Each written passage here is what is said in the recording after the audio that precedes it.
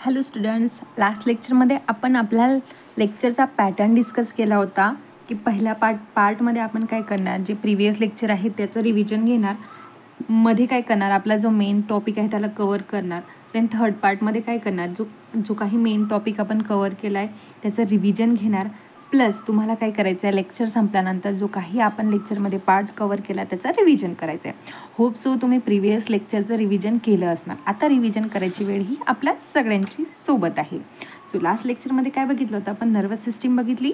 Nervous system म्हणजे काय, तर अशी सिस्टीम जे काही आपल्या बॉडीमध्ये जे काही फंक्शनल होत आहे त्याला कोऑर्डिनेट करायचं काम करते.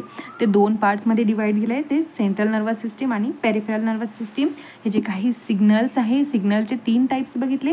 First one is sensory. Sensory म्हणजे काय, तर इन्फॉर्मेशन आपल्या ब्रेनपर्यंत जाते त्याला सेन्सरी म्हणतात. मोटर म्हणजे काय, तर ते इन्फॉर्मेशन आपल्या ब्रेनपासून बॉडीपर्यंत जाते त्याला आपण मोटर म्हणतो. ठीक आहे. एक असं एक्झाम्पल घेतलं होतं आपण की ज्याच्यामध्ये एखादं गरम पातेलं आहे, गरम पातेल्याला जर आपण हात लावला तर ते सेन्सेशन लगेच आपल्या ब्रेनपर्यंत पोहोचते की हे गरम आहे. हे जे काही सेन्सेशन जाते त्याला आपण सेन्सरी म्हणतो. त्याच्यानंतर ब्रेन जे काही रिस्पॉन्स पाठवतं की हे गरम आहे, याला हात लावायचं नाही, तर त्याला आपण मोटर म्हणतो. आणि ही जी कॅपॅसिटी आहे आपल्या ब्रेनची ठरवायची की ते गरम आहे की नाही, त्याला पकडायचं की सोडायचं, तर त्याला आपण इंटिग्रेशन म्हणतो. सो हे जे नर्वस सिस्टीम आहे ते 2 पार्ट्समध्ये डिवाइड झाला आहे. First one is a central nervous system, second one is a peripheral nervous system. Central nervous सिस्टीममध्ये ब्रेन आणि स्पायनल कॉर्ड, पेरिफेरल नर्वस सिस्टीममध्ये मोटर आणि सेन्सरी. माहिती आहे सगळ्यांना मोटर आणि सेन्सरी म्हणजे काय. मोटरमध्ये काय येतं, सोमॅटिक नर्वस सिस्टीम आणि ऑटोनॉमिक नर्वस सिस्टीम. सोमॅटिकमध्ये असे फंक्शन जे व्हॉलंटरी आहे, ज्याला आपण कंट्रोल करू शकतो. ऑटोनॉमिक म्हणजे ते फंक्शन जे आपण कंट्रोल करू शकत नाही. हे ऑटोनॉमिक नर्वस सिस्टीमच आता आपल्याला बघायची आहे, जी फर्दर क्लासिफाय झाली आहे सिम्पॅथॅटिक नर्वस सिस्टीम आणि पॅरासिम्पॅथॅटिक नर्वस सिस्टीममध्ये. सिम्पॅथॅटिक नर्वस सिस्टीममध्ये जे न्यूरोट्रान्समीटर्स येतात ते ॲड्रेनर्जिक असतात आणि पॅरासिम्पॅथेटिकमध्ये जे न्यूरोट्रान्समीटर असतात ते कोलिनर्जिक असतात. सिम्पॅथॅटिकमध्ये अशी कंडिशन जे ॲबनॉर्मल आहे, like flight and fight. Parasympathetic म्हणजे काय, तर मेंटेनन्सचं काम. ठीक आहे. अगोदरच आपण सगळं डिटेलमध्ये बघितलं आहे, तर आपल्याला रिवाईज करायचं आहे. सो ऑटोनॉमिक नर्वस सिस्टीममध्ये काय, सिम्पॅथॅटिक आणि पॅरासिम्पॅथॅटिक नर्वस सिस्टीम. ठीक आहे. आता स्ट्रक्चर बघितलं होतं की न्यूरॉनचं, कारण न्यूरॉन काय आहे, तर न्यूरॉन हा आपला बेसिक फंक्शनल युनिट आहे नर्वस सिस्टीमचा. हे जे काही इम्पल्सेस पास होते from body to brain and brain to body, हे सगळे कोऑर्डिनेट केले जाते with the help of this neurons. आणि हे जे काही एकमेकाला कनेक्ट होतात तेव्हा ते जे काही फॉर्म होतं त्याला आपण सायनॅप्टिक क्लेफ्ट म्हणतो किंवा सायनॅप्टिक म्हणतो. ठीक आहे. सो जो अगोदरचा जो न्यूरॉन होता त्याला प्री सायनॅप्टिक न्यूरॉन आणि जो नंतरचा होता त्याला पोस्ट सायनॅप्टिक न्यूरॉन. न्यूरॉनचं आपण एक अशा प्रकारचं स्ट्रक्चर बघितलं होतं, ते जंक्शनचं स्ट्रक्चर बघितलं होतं की जे प्री सायनॅप्टिक न्यूरॉन्स आहे त्याच्यामध्ये वेसिकल्स असतात. त्या वेसिकलमध्ये केमिकल्स प्रेझेंट असतात आणि हे केमिकल्सला आपण काय म्हणतो, न्यूरोट्रान्समीटर्स म्हणतो.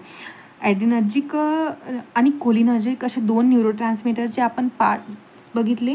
ठीक आहे. आणि हे जे न्यूरोट्रान्समीटर जेव्हा रिलीज होतात आणि तेव्हा काय होतं, हे ह्या रिसेप्टारला जाऊन बाउंड होतात आणि रिसेप्टारला जाऊन बाउंड झाल्यानंतरच आपली जे काही इन्फॉर्मेशन आहे ती फर्दर पास्ड आउट होती. ठीक आहे. आज आपल्याला बघायचं की न्यूरोट्रान्समीटर्स म्हणजे काय. आता न्यूरोट्रान्समीटर म्हणजे काय, तर आपल्याला डेफिनेशन रफली माहिती आहे की असे केमिकल्स जे आपले मेसेजला ट्रान्समिट करतात from one neuron to the another neuron across the synapse. आता जे सिम्पॅथॅटिक नर्वस सिस्टीममध्ये काम करतात त्याला ॲड्रेनर्जिक न्यूरोट्रान्समीटर आणि पॅरासिम्पॅथॅटिकमध्ये त्याला कोलिनर्जिक न्यूरोट्रान्समीटर म्हणतात. हे जे काही ॲड्रेनर्जिक न्यूरोट्रान्समीटर्स आहे त्याला आपण कॅटाकोलामाइन म्हणतो. आणि कॅटाकोलामाइनमध्ये 3 न्यूरोट्रान्समीटर येतात. First one is a dopamine, second one is a epinephrine आणि third one is a non epinephrine. So हे आपल्या प्रिव्हियस लेक्चरचं आहे. आज आपल्याला हे डिटेलमध्ये बघायचं आहे की न्यूरोट्रान्समीटर म्हणजे काय. स्टुडंट्स, वी नो कॅटाकोलामाइन्स 3 पार्ट्समध्ये आहे. First one is a dopamine, second one is a non epinephrine and third one is a epinephrine. आता हा डोपामाइन काय काम करतो आपल्या बॉडीमध्ये गेल्यानंतर, तर हा एक आपल्याला प्लीजंटवाला इफेक्ट शो करतो. म्हणजे बघा, एखाद्या वेळेस आपल्याला एकदम असं छान वाटायला लागतं, एकदम आनंद व्हायला लागतो, तर ते कुठल्या न्यूरोट्रान्समीटर नव्हतं, तर तो हा आपला डोपामाइन. डोपामाइनचं जेव्हा आपल्या बॉडीमध्ये कॉन्सन्ट्रेशन जास्त होतं तेव्हा आपल्याला अशी आनंदवाली फिलिंग येते. तुम्ही ड्रिंक केलेला व्यक्तीला बघितलं असणार तर तो हमेशा आपल्याला खुश असा हसत हसत दिसतो, म्हणजे स्वर्गात गेल्यासारखं कशी फिलिंग येते तसं त्याला बघून आपल्याला वाटायला लागतं की हा एकदम खुश आहे. बाहेरून असो नसो बट त्याला आतून असं खूप खुश वाटते. तर काय होतं तेव्हा जेव्हा तो अल्कोहोलला कन्झ्युम करतो तेव्हा त्याच्या बॉडीमध्ये डोपामाइनचं सिक्रेशन हे हाय होतं आणि डोपामाइनचं सिक्रेशन वाढल्यामुळे त्याला असं एकदम प्लेझंट असं वाटलं, म्हणजे एकदम खुश असं वाटते. सो ह्या डोपामाइनचं काम काय आहे की एकदम हॅपीवाली फिलिंग म्हणतो ना आपण त्याला, हॅपीवाली फिलिंग द्यायचं काम हा आपला डोपामाइन करतो. अल्सो डोपामाइन काय करतं, ॲडिक्शन पण कॉज करतो, मोटिवेशन पण देतो. डोपामाइनमुळे काय होतं तर रिपिटेटिंग बिहेवियर होतं. म्हणजे आता दारू पिलेला व्यक्ती माहिती आहे का तुम्हाला कसा एकच गोष्ट 17 वेळा बोलणार, एकच गोष्ट परत सांगणार, परत तेच करणार. तर ते रिपिटेटिंग बिहेवियर कशामुळे होतं तर ते डोपामाइनमुळे होतं. आता नॉन एपिनेफ्रिनचं काम काय आहे तर हा कॉन्सन्ट्रेशन करायचं जे काम आहे ते आपला नॉन एपिनेफ्रिनचं आहे. प्लस अटेन्शन, आता तुम्ही लेक्चरला जॉईन झालेला आहात आणि एकदम तुम्ही फुल कॉन्सन्ट्रेशननं लेक्चर जॉईन करणं, एकदम अटेन्शननी लेक्चर जॉईन करते तर तुमच्या बॉडीमध्ये काय रिलीज झालं तर नॉर एपिनेफ्रिन किंवा नॉर ॲड्रेनालिन. ऑल्सो हा काय करतो ब्लड फ्लोला इन्क्रीज करतो, ठीक आहे, ब्लड वेसलला कॉन्ट्रॅक्ट करतो. त्याच्यानंतर इपिनेफ्रिनलाच आपण काय म्हणतो तर ॲड्रेनालिन. तर हा काय करतो आपल्या बॉडीमध्ये स्ट्रेसफुल कंडिशन प्रोड्यूस करतो. आता एक्झाम आली आणि अरे यार आपलं काही झालं नाही, कसा स्ट्रेस येतो, ठीक आहे. हा स्ट्रेस कशामुळे होतो तर हा ॲड्रेनालिनमुळे स्ट्रेस होतो. हा काय करतो हार्ट रेटला इन्क्रीज करतो, ब्लड फ्लोला इन्क्रीज करतो आणि फिजिकल जे काही आपली कंडिशन आहे त्याला बूस्ट करतो. आता कॅटॅकोलामाइन काय, कारण सिलेबसमध्ये आपली डिमांड काय तर ती कॅटॅकोलामाइनची बायोसिंथेसिस. आजच्या लेक्चरमध्ये सुद्धा आपल्याला बायोसिंथेसिस बघायचं आहे कॅटॅकोलामाइन, ठीक आहे. सो कॅटॅकोलामाइन आपल्याला माहिती आहे की त्याच्यामध्ये 3 न्यूरोट्रान्समीटर येतात. First one is a dopamine, second one is a nor adrenaline, third one is a adrenaline.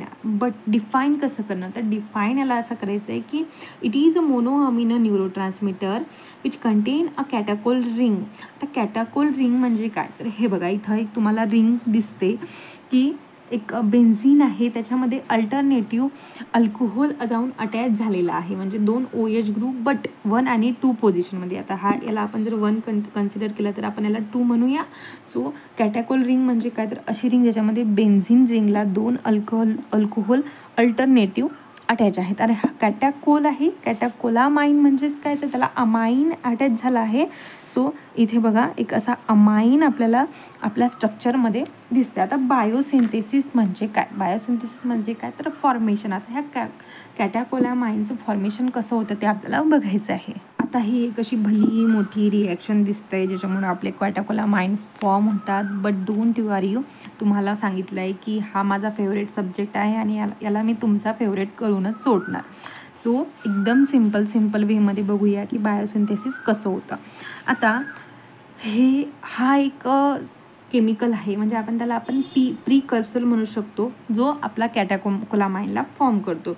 Phenyl ॲलानिन. फक्त तुम्हाला ह्या फिनिल ॲलानिनचं स्ट्रक्चर आठवण ठेवायचं आहे, बाकीचं आपोआपच होऊन जाईल. काय करायचं आहे एक बेन्झीन रिंग, त्याला 2 मिथिल अटॅच प्लस एक अमाइन आणि एक ॲसिड असं एक स्ट्रक्चर आहे आपल्या फिनिल ॲलानिनचं. ह्याला एक एवढंच आठवण ठेवायचं आहे फक्त तुम्हाला. एक बेन्झीन रिंग त्याला CH2 + CH आणि हा आपला मिथिल आहे त्याला NH2 + COOH एवढंच अटॅच आहे. एवढंच जर तुम्ही आठवण ठेवलं तर तुम्ही बायोसिंथेसिस असं फ्लोमध्ये करणार. बट कंडिशन काय आहे की तुम्हाला रेग्युलर जॉईन करायला लागणार आहे आणि रेग्युलर तुम्हाला रिव्हिजन करायची आहे.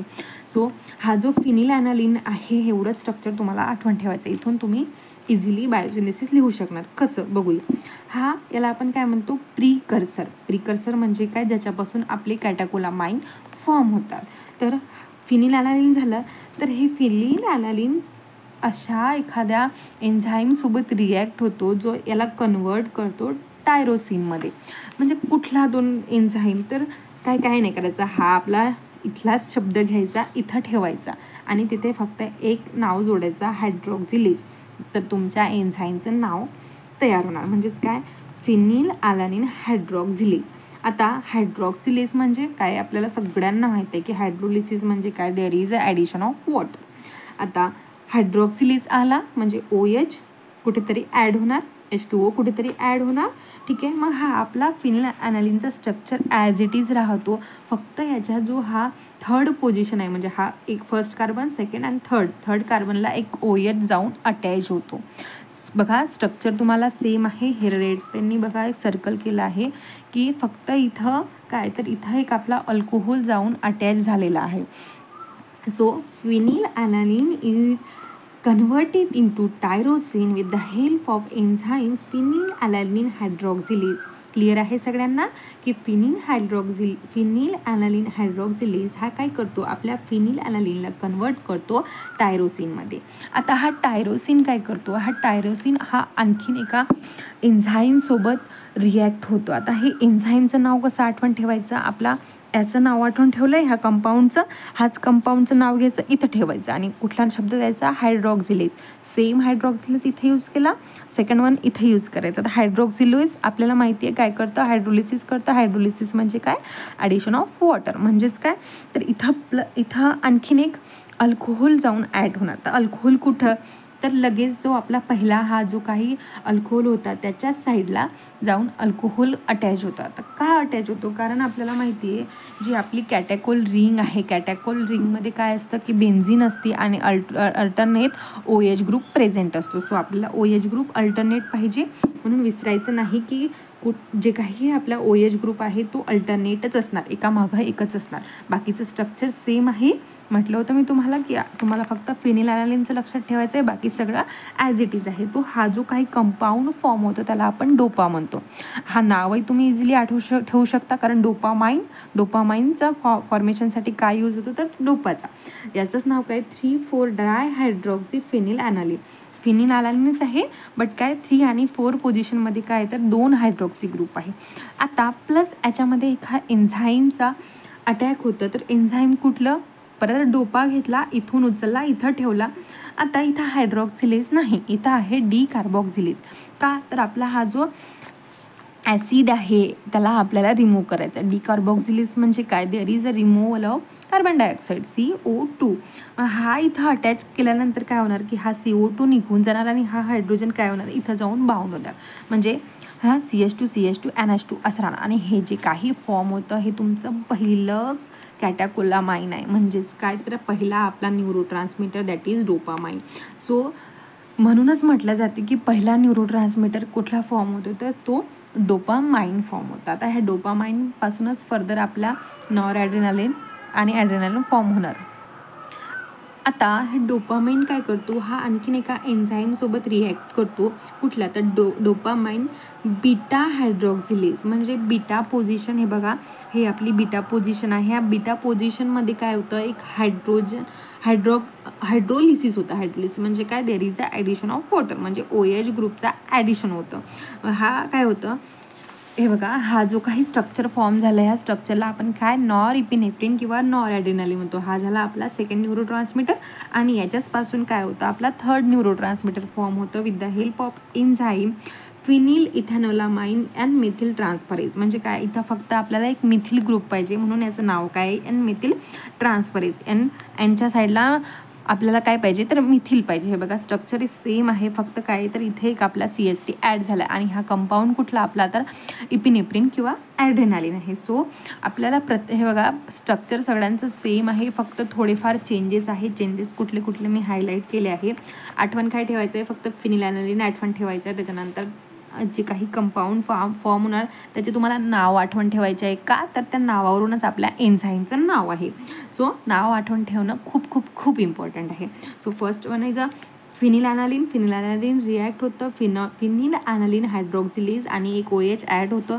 जो कंपाऊंड फॉर्म होतो तो कुठला, तर तो टायरोसिन हायड्रॉक्झिलेज हा कन्वर्ट करतो टायरोसिनला डोपामध्ये काय होतं, एक OH आणखीन ॲड होतो. हा डोपा परत डिकार्बॉक्झिलेज हा एन्झाईम आहे. हा एन्झाईम काय करतो, डोपाला कन्वर्ट करतो डोपामाइनमध्ये. डोपामाइनच्या स्ट्रक्चरमध्ये काय चेंजेस आहे तर फक्त हा COOH नाही आहे, तर डोपामाइन फॉर्म होतो. डोपामाइनच्या नंतर एन्झाईम कुठला यूज होतो, dopamine beta hydroxylase. Beta hydroxylase काय करतो तर हा एक OH ग्रुप अटॅच करतो. OH ग्रुप अटॅच झाल्यानंतर जो काही कंपाऊंड फॉर्म होतो तो आपला second neurotransmitter that is norepinephrine किंवा नॉरएड्रेनालिन. नॉरएड्रेनालिनमध्ये काय होतं, फक्त एक मिथिलला ट्रान्सफर केलं जाते with the help of enzyme phenylethanolamine and methyltransferase. आणि हा काय करतो, आपला फायनलवाला न्यूरो ट्रान्समीटर फॉर्म करतो दॅट इज इपिनेफ्रिन किंवा adrenaline. So this is a biosynthesis of catecholamine. हे तुम्हाला असंच आठवण ठेवायचं आहे. डोंट वरी, आपण सगळं रिवाईज करून घेऊया परत. आता स्ट्रक्चरली ही आपली अशी बायोसिंथेसिस आहे. जर आपण आपल्या न्यूरॉन्समध्ये बघितलं तर हे आपला प्री सायनॅप्टिक न्यूरॉन आहे, हा आपला पोस्ट सायनॅप्टिक न्यूरॉन आहे. प्री सायनॅप्टिक न्यूरॉनमध्ये आपला जो काही न्यूरो ट्रान्समीटर फॉर्म होतो, तर हा जो काही टायरोसिन आहे, टायरोसिन कुठं फॉर्म होतं, तर टायरोसिन लिव्हरमध्ये फॉर्म होतं. टायरोसिन कशापासून फॉर्म होतं, तर तो आपल्याला माहिती आहे की फेनिलॅनालिनपासून फॉर्म होतो.